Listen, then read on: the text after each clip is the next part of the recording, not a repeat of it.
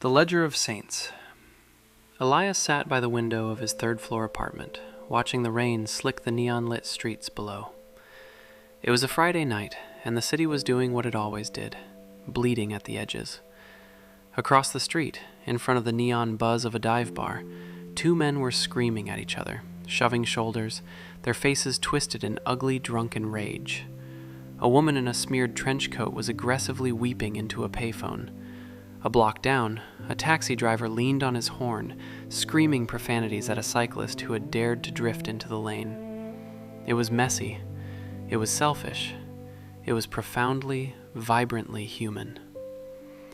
Elias watched them with the quiet, hollow envy of a ghost peering into the world of the living. He took a sip of his water, room temperature, unfiltered. He did not drink alcohol. He had not touched a drop in exactly 3,650 days. 10 years. He also did not shout. He did not lie. He did not cheat on his taxes, nor did he jaywalk. Nor did he even allow himself the private luxury of a cruel thought. Elias was, by every measurable metric, a saint. He had to be. He turned away from the window and looked at the kitchen table. Sitting in the exact center of the bare wood was the ledger. It was a thick, leather-bound binder, heavy with the weight of a decade's worth of documented correction. It was the physical manifestation of the promise. Fix yourself, make amends, and we will let you back in. 10 years ago, Elias had made a mistake. It wasn't murder, but in the eyes of the Civic Accord, it was close enough. It was a breach of trust, a financial and social transgression that had ruined a handful of lives and left his reputation as ash. Society had cast him out. They had stripped him of his career, his renown, his community, and his status. They had handed him a list of requirements for readmission, a set of directives so grueling and comprehensive that most of the exiled simply gave up and sank into the Undercity. But Elias had believed in the math of redemption. He believed in the two-pronged reality he had been taught since childhood. First, you correct yourself. Second, society welcomes you back. He opened the ledger. The pages were pristine, filled with stamps and signatures from municipal auditors. Section 1. Restitution. Every cent stolen had been returned, with compounding interest, paid out of the wages he earned scrubbing the floors of the municipal transit hubs. Section 2. Rehabilitation. 500 hours of psychological evaluation. 700 hours of mandated empathy training. Section 3. Community service. He had spent every weekend of his 30s scraping graffiti, serving soup to the indigent, and planting trees in soil too toxic to grow anything but weeds. He was entirely hollowed out. The man who had committed the crime was dead, starved out by a decade of relentless, agonizing self-policing. Elias had fundamentally changed his biology, his psychology, his very soul. He was a machine built for goodness. Tomorrow was his final review. Tomorrow he would present the ledger. Tomorrow the second prong would finally engage. The Bureau of Civic Reintegration was a brutalist monolith of gray concrete, designed to make the people entering it feel very small. Elias wore his only suit.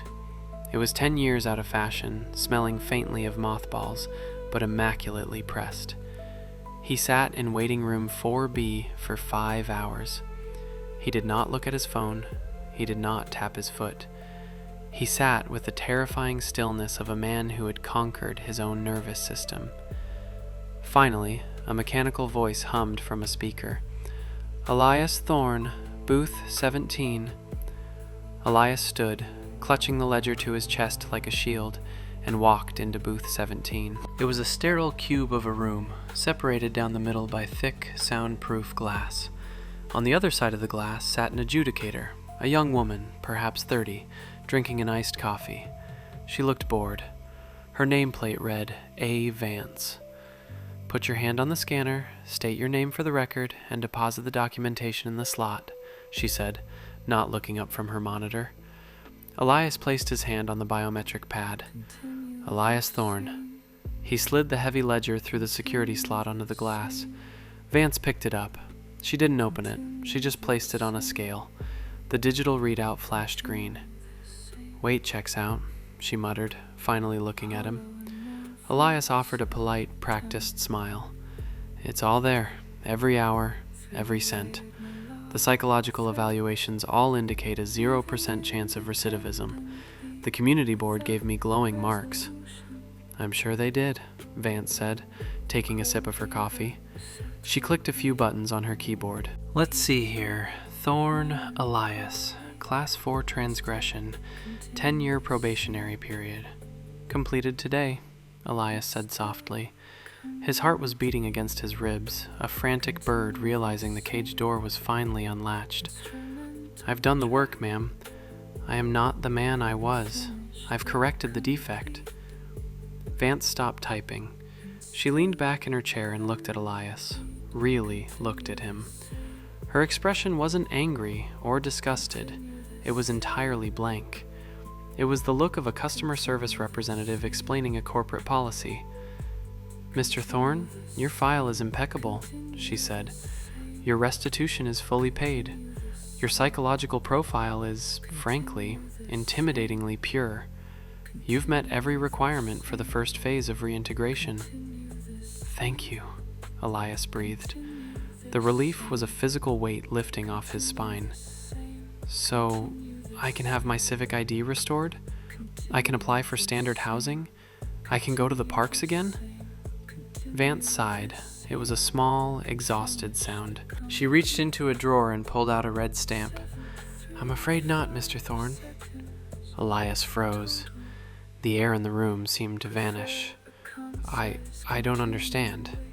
You just said my file was impeccable. I completed the directives." "You did," Vance agreed. "You made amends. You corrected your behavior. And we acknowledge that. It's noted right here in the system." She gestured vaguely to her monitor. "But reintegration isn't just about what you did. It's about societal readiness. It's about community comfort levels." "Comfort levels?" Elias repeated, the words tasting like ash. "I've proven I'm safe. I'm practically a monk. I don't even raise my voice." "Yes, but you see," Vance said, swirling her iced coffee, the ice cubes clinking loudly against the plastic. "The algorithms indicate that the public sentiment regarding your specific class of transgression is currently running very low. People are stressed. The economy is tight. They aren't in a forgiving mood this quarter. And frankly, your profile," she glanced at the screen. "People just don't like the idea of you. The narrative is unappealing." "The narrative?" Elias's hands were trembling now. 10 years of perfect control, fracturing in a matter of seconds. "I'm a human being. I spent 10 years in the dark, tearing myself apart and rebuilding myself so I could be good enough for you. For them." "And you did a great job," Vance said, her tone softening into something that felt horribly like pity. "You should be very proud of your personal growth, Elias. Really. But societal readmittance isn't a transaction. You can't just put good deeds into a vending machine and expect a forgiveness token to pop out. We reserve the right to refuse service. And right now, the community doesn't want to serve you." Elias stared at the thick glass separating them. He realized, with a creeping existential horror, that she was right. The machine wasn't broken. It was functioning exactly as intended. The requirements were never a bridge back to the world. They were just busy work, a pacifier, a way to keep the dangerous people exhausted and quiet while society went on without them. "So, what do I do?" Elias whispered. "I've done everything. There's nothing left to fix." "Keep doing what you're doing," Vance said brightly, stamping the front of his ledger with a heavy red "denied." She slid it back through the slot. "You're contributing to the city. That's wonderful. You can reapply in 5 years. Have a pleasant afternoon, Mr. Thorne." The speaker clicked off. The interview was over. Elias took the train back to his sector. The rain had stopped, leaving the city slick and shimmering in the late afternoon sun. He walked up the 3 flights of stairs to his apartment. He unlocked the door. The room was exactly as he left it, silent, sterile, safe. He walked to the window. Down below, the evening rush was beginning. He watched a businessman in a sharp suit shove past a teenager, spilling the kid's coffee, and keep walking without a word of apology. He watched a group of friends laughing uproariously, jaywalking across the avenue, one of them tossing a cigarette butt onto the pavement. They were so flawed. They were careless, abrasive, and utterly unremarkable. And yet they belonged. They were allowed to touch each other, to share meals, to exist in the warm, messy center of the world. They had never had to prove their worth. They had never been asked to carve the selfishness out of their own chests with a dull knife. Elias stood by the window, the heavy ledger resting in his hands. He was better than them. He knew this with a cold, objective certainty. He possessed a moral fortitude that none of the people down on the street could even fathom. He had achieved the ultimate spiritual victory. He had defeated his own darkness. And it meant absolutely nothing. Because being good didn't matter if there was no one to be good with. He was now a masterpiece locked in a lightless vault. He was completely, perfectly cured of his issue, but the doctors were never going to let him out of the quarantine ward. They didn't care that he was healthy. They only cared that he used to be sick. Slowly, Elias turned away from the window. He walked to the kitchen table and placed the ledger in the center of the wood. He sat down in the quiet, dimming light of the apartment. He didn't scream. He didn't cry. He didn't break a glass against the wall. That would be messy. That would be a failure of his correction. Instead, he sat perfectly still, a saint in a glass box, and waited for the sun to go down.